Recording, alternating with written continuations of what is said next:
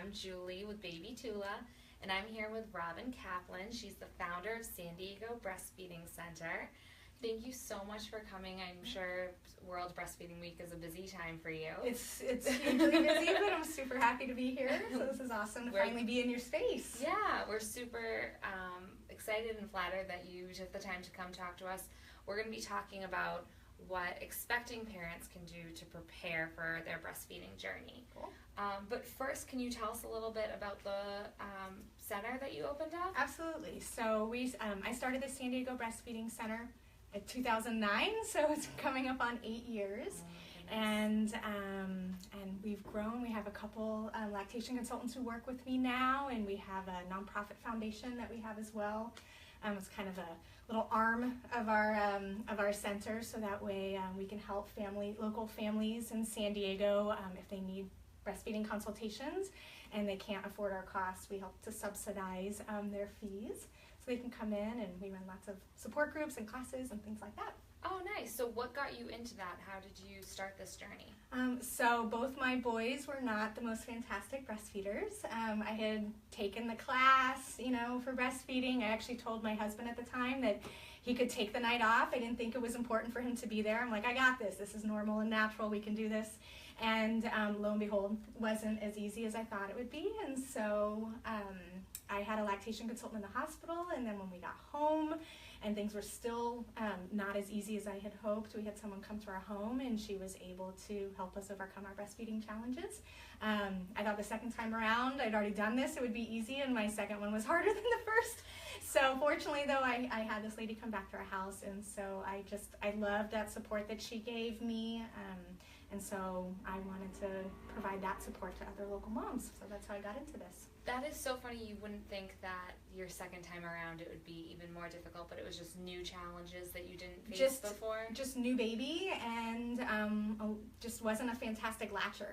So we just needed some extra tricks to help us kind of overcome those initial challenges. And now you're the one with all the tricks. I know, I try. Sometimes people come in and they're like, we heard that you can fix this. And I'm like, I'll do my best. I wish I had magic fairy dust to help everybody who sees us, but we definitely try really hard to help moms meet their own personal goals. So one of the things that I noticed, I was checking out the website, was that it's really prominent on your website that this is a judgment-free zone. Can you tell us why that's important to you to make sure that parents know that? Sure. So I feel like as new parents, we, especially moms, we judge ourselves incredibly hard when things are not going the way that we had anticipated. And a lot of moms who come into our space, or if we go into their homes, will describe that they feel like they're not doing things right. And so they're judging themselves. They feel like they're being judged by other people. And so our whole premise is that we're there to help moms no matter what their goals are. So whether they want to exclusively breastfeed, whether they want to exclusively pump, whether they want to combo feed, whatever it is, we're there to help them meet their goals, because if it's not their goal, if it's our goals and not theirs, nothing's ever going to be accomplished. And we're just there to kind of hold their hand and get them to wherever they want to go with the process. Oh, well, that's really nice, because, we are our own worst critic. Yeah, absolutely. So you said that you took a quick class prior to your breastfeeding journey. Yep. And what we want to talk about today are ways that you can prepare prior to giving birth. So what are some of the tips and tricks you have? Sure. So, and I guess I can allude to there's a blog article that will kind of go along with this. So I definitely talked about this in more detail. Which we have, sorry to interrupt, we have her blog post posted in our blog, so you can check that out on our website too. Awesome. So I talk about kind of creating this dream team. And so the dream team are the people in your family, in your community, your online community, that provide that cheerleading support. So there are so many negative things online and even in person that we hear, and so we want to just kind of shut that off. We hear that, like, don't read horror stories about giving birth. Don't read horror stories about breastfeeding either, because there are so many stories of triumph and moms meeting their goals that we really want to focus on that. So having your partner attend a breastfeeding class with you is hugely helpful, because that's the person who's going to be literally like standing by you and be like, that latch looks a little tight. Do you think that maybe we should pull down on the jaw a little bit? You know, they're another set of ears, and especially they're oftentimes not as emotionally attached to the process. So they can come at it with a better perspective sometimes than we can, because we're just like, I just want to feed my baby. And they're there they can really help. So if they attend the class, they have those tips and tricks. Finding a breastfeeding friendly pediatrician is huge. I'm sure that sounds kind of silly, like aren't all pediatricians breastfeeding friendly? And I think they intend to be, but more and more not. Some are more knowledgeable than others. And so finding one in the community who really gets breastfeeding, and is also going to help to support you, to get you those tips and connect you with people in the community that can help you if it's beyond their scope of practice. Attending a breastfeeding support group while pregnant is really awesome as well, just because going to a new place that you've never been to before with a brand new baby can be very anxiety provoking. So if you've been there before, you know if this is the type of group that will provide you the support you're looking for. And then just finding a really great online community as well. It's amazing how many families get amazing support from online communities such as private Facebook groups, like local ones, and national, international ones as well. But just making sure that you have this community around you that's going to be telling you, like, you can do this, you've got this. Yes, if this is a challenge, it's okay. Like, you can overcome this. This is how you do it. This is who you should reach out to. Rather than like saying, it's okay if you bottle feed, or if it's okay if you don't breastfeed, because of course it's okay. But when we're in the thick of it, like, we want someone to be like, no, you got this. And so that's why getting that support prenatally and setting up that system can be hugely helpful.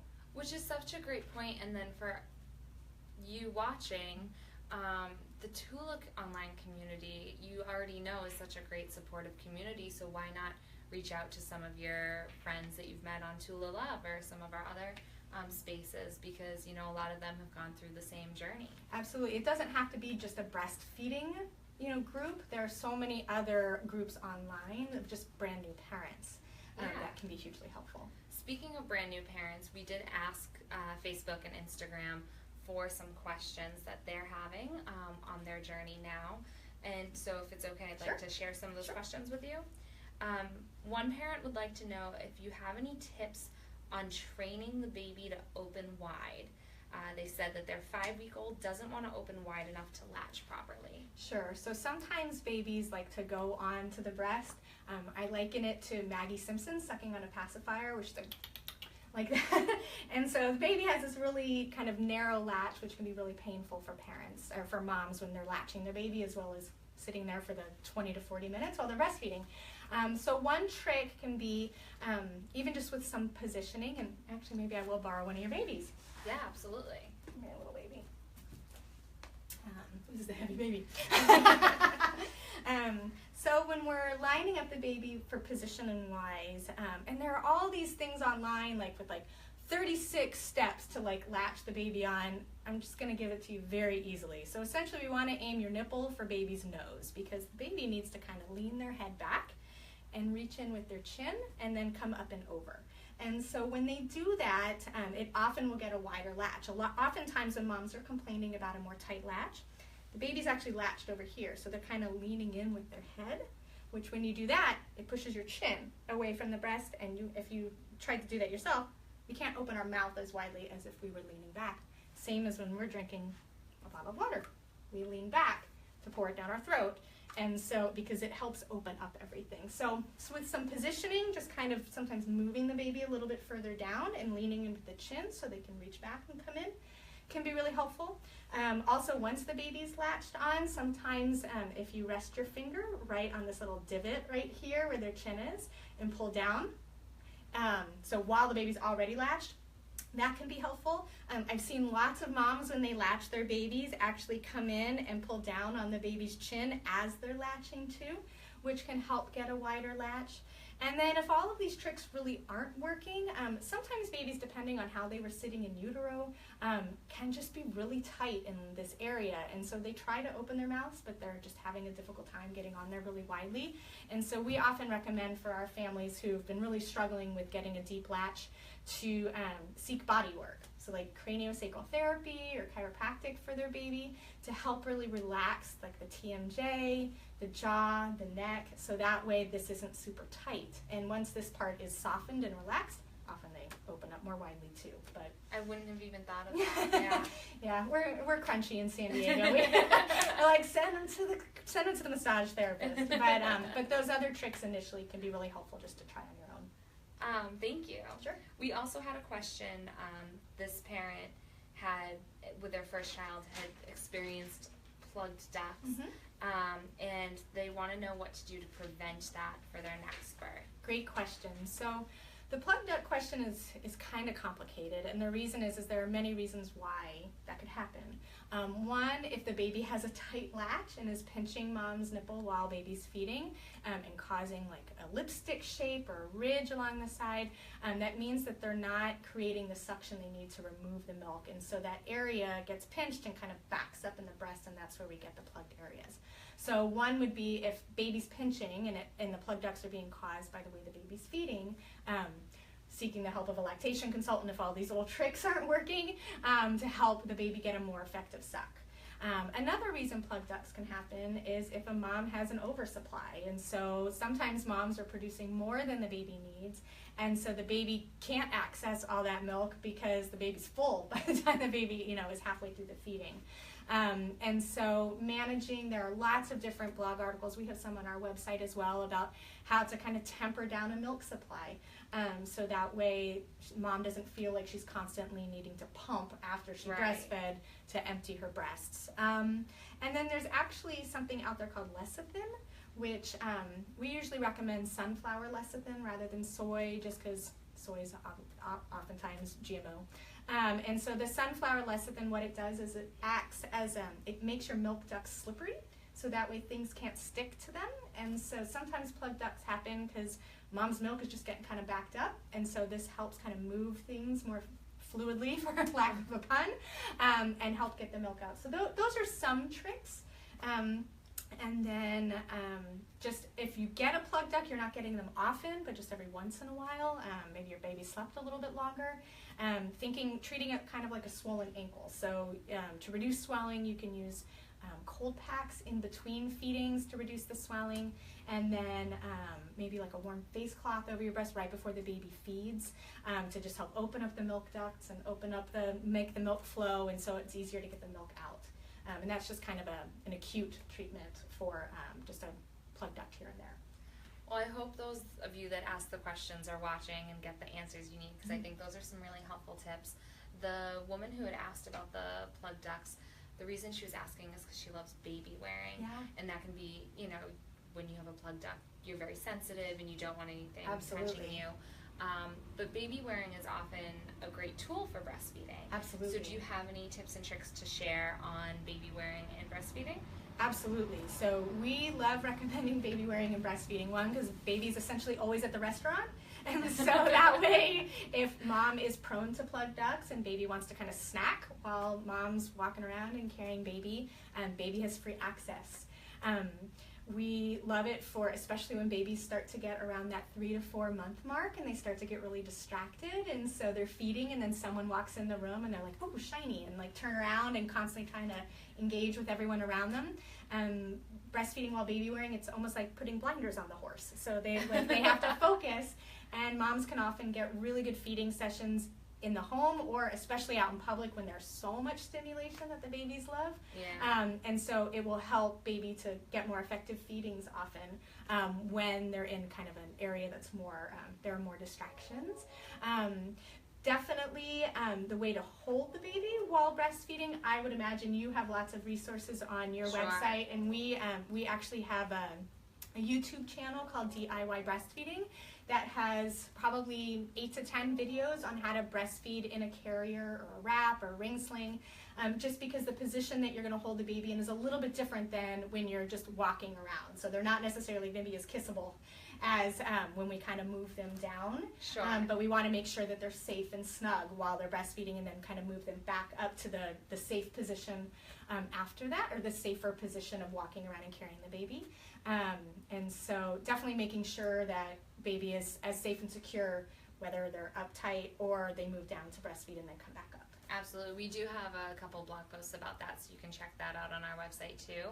And because baby wearing can be such a useful tool, we are going to give away one of our brand new Alyssa carriers to one lucky winner today. Check out Alyssa if you have not seen it yet. Beautiful navy blue, almost like a denim-y blue with this really fun design. It'll be size of your choice, and to learn how to enter to win, check out our comments under this video. So that's awesome. Really exciting. Let's see, what else do we have?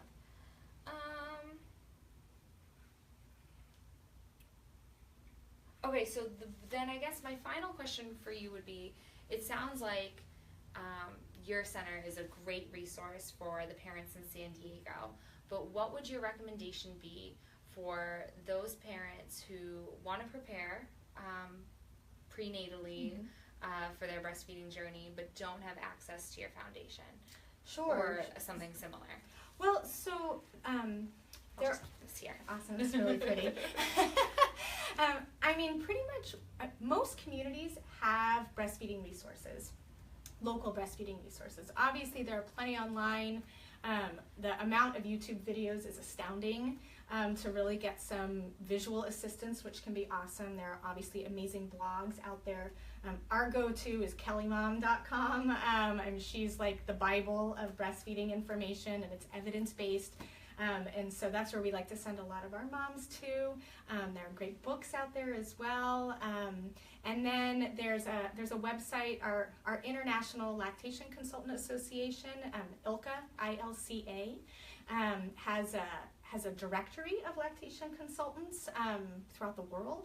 And so that's some place that if you felt like you needed more hands-on assistance with breastfeeding and really needed that private consultation, that would be a place where you could find that information. But La Leche League, Breastfeeding USA, hospitals, you know, all these places have breastfeeding support ranging from free to, you know, more personal, hands-on, which oftentimes sometimes it's covered by insurance, it's supposed to be, but not always. And so really just kind of looking on Yelp too and finding out who's in your community and talking to doulas, talking to pediatricians and OBs, midwives, and finding out what resources are in your own community, so that way you can start collecting that dream team.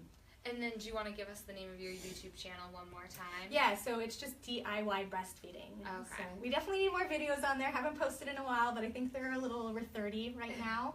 And then our blog on our website also has like over 300 articles. So Great. We have a lot of resources for you all as well. Yeah, so check it out. Check out her blog.